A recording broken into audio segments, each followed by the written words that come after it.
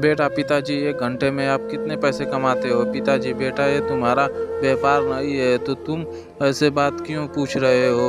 उस आदमी ने गुस्से में कहा, बेटा मैं ये सब जानना चाहता हूँ। कृपया मुझे बताइए कि आप 1 घंटे में कितना पैसा कमा लेते हैं। पिताजी, अगर तुम्हें जानना ही है तो सुनो, मैं 1 घंटे में 100 रुपये कमाता हूँ। बेटा अच्छा, उस छोटे बच्चे से अपना सर नीचे करते हुए जवाब दिया बेटा। पिताजी, क्या मैं 50 रुपये उधार ले सकता हूँ? उस समय वह पिता बहुत क्रोधित हो चुका था। अगर ये सब पूछने के पीछे तुम्हारा यही कारण होगा कि तुम्हें कुछ बेमतलब के खिलौने और दूसरी बेतुकी चीज़ खरीदनी है, तो चुपचाप सीधे सीधे अपने रूम में चले जाओ। वह छोटा लड़का बिना कुछ बोले सीधे अपने रूम में चला गया और दरवाज़ा बंद कर दिया।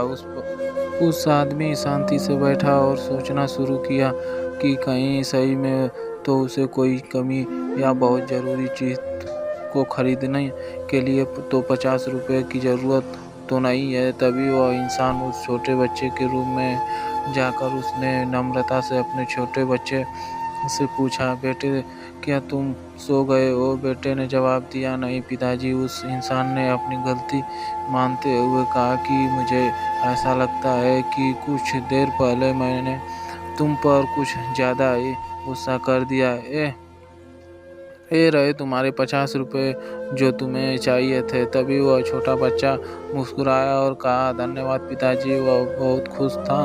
तभी वह अपने तकिए के पास गया और उसने कुछ टूटे फूटे पुराने बिल्स निकाले जिसमें पहले से ही उसके पैसे रखे हुए थे। बच्चे के पिता ने देखा कि उसके पास पहले से ही पैसे थे, इसलिए उन्होंने फिर से गुस्सा किया। बच्चे ने धीरे धीरे अपने पैसे गिनना शुरू किया और अपने पिता की ओर देखने लगा। तभी पिता ने गुस्से में पूछा कि जब तुम्हारे पास पहले से ही कुछ पैसे हैं तो तुम्हें और पैसे क्यों चाहिए? इस पर बेटे ने जवाब दिया कि तब मेरे पास पर्याप्त पैसे नहीं थे, लेकिन अब मेरे पास पर्याप्त पैसे हैं। बेटे ने बड़े प्यार से कहा कि पिताजी, अभी मेरे पास 100 रुपये हैं। क्या मैं आपके समय में से 1 घंटा खरीद सकता हूँ?